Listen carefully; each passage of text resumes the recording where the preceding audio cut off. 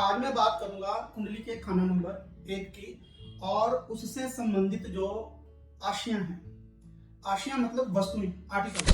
दोस्तों वैसे तो 1952 की जो बुक है जिसमें पंडित ज्योतिरादित्य जोशी जी ने एक अलग ही चैप्टर दिया है, आप समझ लीजिए कि 994 से लेकर 1018 तक के जो सफ़े हैं, जो पेज हैं, उन पे पूरी डिटेल दी गई है कि किस खाने से हमें क्या देखना है।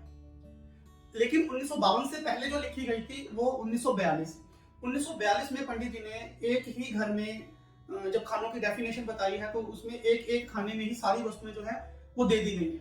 लेकिन बाद में उन वस्तुओं को अलग अलग कर कर बताया गया है कि कौन सी चीज कैसे देखी जाएगी। दोस्तों आज मैं जो बात करूंगा वो सीधा सीधा आपको बताने की कोशिश करूंगा कि किस घर से हम क्या देखते हैं। अब इससे आगे भी एक चैप्टर है दोस्तों कि जिस घर से हम जो देखते हैं वो उसी घर से क्यों देखते हैं। मतलब कोई वस्तु अगर खाना नंबर 1 की बताई गई है तो उसके पीछे का कारण क्या है कि उसे खाना नंबर 1 में ही दिया गया है। अगर आपका ये फंडा क्लियर हो जाता है कि वस्तुओं को हमें कैसे देखना है तो आप दुनिया की कोई भी चीज अपने ही दिमाग से इजाद कर सकते हैं कि ये कौन से खाने की चीज होगी या किस ग्रह से ये चीज जो वस्तु है देखी जाएगी। तो दोस्तों आज हम बात करेंगे खाना नंबर 1 की। खाना नंबर 1 से जो संबंधित वस्तुएं हैं उनकी। तो शुरू करते हैं। सबसे पहले खाना नंबर 1 जो है हमारा, ये खुद जाति जिस्म है। जाति जिस्म से मतलब हमारा अपना खुद का शरीर और इस शरीर के जो तमाम अंग हैं वो सारे खाना नंबर 1 के हैं। दोस्तों जो सूरज है उसे पंडित जी ने कहा है अलग अलग अंग जो हैं वो अलग अलग ग्रहों को रिप्रेजेंट करते हैं, लेकिन सभी ग्रहों का जो मालिक, जो अंगों का मालिक है वो सूरज है। इसलिए खाना नंबर 1 में कहा गया है कि तमाम अज़ू और खुद जाति शरीर, मतलब जो हमारा पूरा शरीर है ये सूरज है और इसके जो तमाम अंग हैं वो भी सूरज हैं। इसीलिए कहा गया है कि जिसका सूरज अच्छा होगा उसका कोई अंग कटा हुआ ना होगा। दैट मीन सारे अंग जो हैं मुश्तरका अगर कंबाइन करते हैं उसको तो वो सूरज के हैं, लेकिन जब हम उसे अलग अलग देखेंगे, हाथ की उंगलियां जो नाखून है वो राहु है, पांव के नाखून जो वो केतु है, हाथ जो है वो मंगल है, बाजू है जो मंगल है ना, छाती है जो चंद्र है, तो इस तरीके से अलग अलग अंग बनते हैं। लेकिन खाना नंबर 1 में ये सारे ही जो है इकट्ठे हैं क्योंकि एक ही व्यक्ति के है ना, तो वो जो प्रधानता उसकी है वो खाना नंबर 1 में। दूसरा है दोस्तों खाना नंबर 1 में जाति कमाई। जाति कमाई कौन सी? जो हम खुद अपनी मेहनत से कमाएंगे, अपनी मेहनत करके कमाएंगे। बाप दादा की कमाई हुई या बाप दादा के पैसे जो है वो नहीं गिने जाएंगे, खुद जो हम कमाते हैं। उसके बाद दोस्तों आता है इस खाने का स्वभाव। इस जो खाने का खाना नंबर 1 का जो स्वभाव है वो खुश्की भी है और गर्मी भी है। ठीक है, जहां गर्मी होगी नेचुरली है कि जहां पे सूरज और मंगल इकट्ठे हो जाएं वहां पे पानी तो टिक ही नहीं सकता ना, इतनी गर्मी हो जाएगी कि वो सारा पानी उड़ा के उस जगह को खुश्क कर देगा। ठीक है, अब जहां से पानी उड़ जाएगा वहां गर्मी अपने आप आ जाएगी, मतलब वो चीज जो है आतशी बन जाएगी। आतशी मतलब आग, है ना, आग से जला देने वाली चीज जो है वो खाना नंबर 1। ठीक है, उसके बाद हम बात करते हैं, इसमें कहा गया है जो खाना नंबर 1 है, झिल्ली या जेर में पैदा होने वाले मवेशी या जानवर जो झिल्ली में पैदा होते हैं। अब झिल्ली किसे कहते हैं? ऑल। जिस मतलब माता के पेट में बच्चा आता है, 9 महीने माता के पेट में जो बच्चा रहता है वो ऑल जो है उस बच्चे की सुरक्षा करती है, उसमें कोई भी गंदगी नहीं जाने देती, बाहरी बॉडी की कोई भी वस्तु जो है उसमें जो खाया पिया होता है वो उसमें नहीं जाने देती, मतलब बच्चे को वो जो झिल्ली जो है ऑल जो है वो प्रोटेक्ट करती है। तो इसी तरीके से जो भी जानवर है जो बच्चे को पेट में रख के पैदा करते हैं, अब बच्चे 2 ही तरीके से पैदा होते हैं, या तो पेट में पैदा होंगे या अंडों में पैदा होंगे। जब अंडों में पैदा होंगे तो वो पेट में नहीं होंगे, जो पेट में पैदा होंगे वो अंडों में नहीं होंगे। तो इसी तरीके से जो पेट में पैदा होने वाले जितने भी जानवर हैं, जैसे हम इंसान भी हैं, तो हम खाना नंबर 1 को रिप्रेजेंट करते हैं और खाना नंबर 1 का जो मेन काम है वो है हमें प्रोटेक्शन देना। आप खाना नंबर 1 में जो भी वस्तुएं देखोगे उन सब में एक अलग ही प्रोटेक्शन आती है। वो प्रोटेक्शन किसकी है? सूरज की है। सूरज हमें प्रोटेक्ट करता है, हर चीज से बचाता है। इम्यून सिस्टम जो होता है हमें बाहरी खानों के जो प्रकोप से हमें बचाता है। उसी तरीके से झिल्ली में पैदा होने वाले जो जानवर हैं, मवेशी हैं, वो भी खाना नंबर 1 से देखे जाएंगे। सींग जो खड़े हैं, मतलब जिन जानवरों के सींग खड़े हैं वो भी खाना नंबर 1 से रिप्रेजेंट होते हैं। बात अब फिर वहीं पे आती है कि जो खड़े सींग हैं वो क्या करते हैं? प्रोटेक्शन देते हैं। हालांकि जो डाउन सींग है वो भी प्रोटेक्शन ही देते हैं, लेकिन वो किसी और तरह की प्रोटेक्शन देते हैं। और खाना नंबर 1 के जो सींग हैं वो भी हमें प्रोटेक्शन देते हैं। मतलब ये एक साइन है कि जिनके भी सींग खड़े हैं, जिन भी जानवरों के सींग खड़े हैं वो खाना नंबर 1 को ही रिप्रेजेंट करेंगे। या जिन भी जानवरों के अंदर सींग खड़े हैं तो आप समझ लीजिए उनमें जो सूरज की ताकत है वो अपने पूरे जोर पर है। खुद साख्ता मकान। खुद साख्ता मकान से मतलब क्या है? जो हमने खुद अपनी मेहनत करके एक एक ईंट जोड़ के जो घर बनाया हो वो खाना नंबर 1 को दिखाता है, जो अपनी मेहनत से बनाया घर है। अपना तख्त। अपना तख्त मतलब हमारी अपनी वैल्यू। यहाँ पे तख्त बैठने का नहीं कहा गया है, अपने तख्त की एक वैल्यू है। जैसे मान लीजिए मैं एस्ट्रोलॉजर हूं तो मेरी गद्दी जो है वो मेरा तख्त है।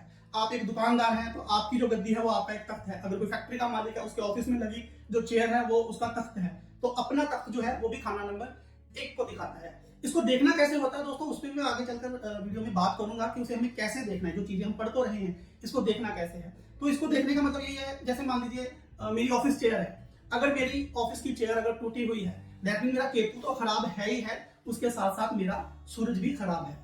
मान सम्मान की कमी आ जाएगी, बॉडी में कहीं ना कहीं कोई ना कोई नुक्स पड़ जाएगा, पाँव में कोई ना कोई नुक्स पड़ जाएगा। उसके बाद करते हैं बात अगले पॉइंट की, जो कहा गया है चार दीवारी में तय के गोशे। मतलब चार दीवारी वो, जैसे मान लीजिए हमने एक प्लॉट लिया, उस प्लॉट की हमने चार दीवारी कर दी है ना। वो चार दीवारी करने से मतलब क्या है, उस चार दीवारी के अंदर की जो जमीन है उस पर सिर्फ हमारा हक है। तो ये चार दीवारी ने हमें हक दिलवाया, यानी कि वो भी एक तरह से प्रोटेक्शन है। मतलब जब हमने जमीन ले ली, हमने उसको मार्क कर दिया कि यहाँ से यहाँ तक की जो जमीन है वो हमारी है। गोशे भी किससे कहा जाता है, गोशे फारसी का वर्ड है। गोशे किसे कहते हैं, गोशे कहते हैं कॉर्नर को। जैसे हम कोई भी मकान लेते हैं, प्लॉट लेते हैं, तो उसके जो कॉर्नर है, एक कॉर्नर से दूसरा कॉर्नर, दूसरे कॉर्नर से तीसरा कॉर्नर, वो हदबंदी दिखाता है। तो वो हदबंदी जो है वो सूर्य की है, यानी चार दीवारी में तय के गोशे ये सूरज को दिखाते हैं, यानी खाना नंबर 1 को दिखाते हैं। उसके बाद बात करते हैं दोस्तों समान सवारी की। मतलब सवारी के लिए जो हमारे पास सामान है, रथ है, गाड़ी है, मोटर है ना, कार है, स्कूटर है, मोटरसाइकिल है, वो सारे खाना नंबर 1 को दर्शाते हैं, हमें जो सुविधा देते हैं, है ना, वो भी। तो उसके बाद हम बात करते हैं रूहानी ताकत। जो इसकी रूहानी ताकत है खाना नंबर 1 की, वो है बृहस्पति से संबंधित रूहानी ताकत। क्योंकि बृहस्पति जो खाना नंबर 1 में सूरज और मंगल के साथ होता है, इसलिए ताकत अपने आप इस घर में आ जाती है। जिसके भी बृहस्पति खाना नंबर 1 में होगा तो उसकी जो रूहानी ताकत है वो बृहस्पति से रिलेटेड हो जाएगी, है ना। रूहानी ताकत आप ऐसा भी कह सकते हैं कि रूहानी ताकत वो होती है जो कुदरत की तरफ से हमें मिलती है। मतलब कोई बच्चा पढ़ने में बहुत तेज है, कोई बच्चा किसी गेम में बहुत तेज है, कोई बच्चा कलाकारी में बहुत तेज है, आर्ट में बहुत तेज है ना, उसकी जो क्वालिटी है उसे भी हम रूहानी ताकत कह सकते हैं, जो बाय बर्थ हमें नेचर के साथ ही मिलती है। इसकी जो दिमागी ताकत है वो हम खाना नंबर 1 से देखते हैं। वो जो है वो बुध से है, राहु से है, ठीक है। गुस्सा हम खाना नंबर 1 से देखते हैं, क्योंकि सूरज और मंगल दोनों को मिलकर ये घर बना हुआ है ना। तो गुस्सा भी हम खाना नंबर 1 से देखेंगे। परोपकार, अब ये परोपकार जो है ये क्या है, ये एक समझ लीजिए ऐसे कि राजा का जो नेचर होता है परोपकार करना। राजा कभी किसी से कुछ लेता नहीं है, लेकिन देता सबको है। मतलब जो उसकी प्रजा है उसके बच्चों के जैसी होती है, तो उसके ऊपर वो परोपकार करता है। अब जो परोपकार है उसका प्रतिशत कितना है, पंडित जी ने इसमें कहा है 25%। अगर मान लीजिए किसी की कुंडली में खाना नंबर 1 जो है वो खाली है। अब जो खाना नंबर 1 खाली है तो उसे जगाने के लिए हमें क्या करना पड़ेगा, सूरज के नेचर को अपनाना पड़ेगा। मतलब ऐसा व्यक्ति अपनी कमाई में से अगर थोड़ा सा भी पैसा निकाल कर परोपकार में लगाता है। अब परोपकार से मतलब दोस्तों यहाँ पर वो नहीं है कि हम अपनी कमाई में से पैसा निकालें, धर्म स्थान पे लगा दें, धार्मिक कामों में लगा दें, वो नहीं दोस्तों।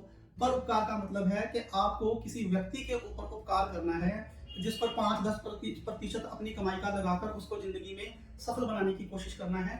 वो सूर्य का फल जो है खाना नंबर 1 से होता है, और उससे जो खाना नंबर 1 है वो एक्टिवेट हो जाता है अगर खाना नंबर 1 खाली भी हो तो। मतलब ये जो परोपकार है खाना नंबर 1 का बेसिक नेचर है। उसके बाद है राज दरबार। खाना नंबर 1 जो है ये राज दरबार भी है, यानी जो भी ग्रह खाना नंबर 1 में होगा उसके साथ राज दरबार जुड़ जाएगा।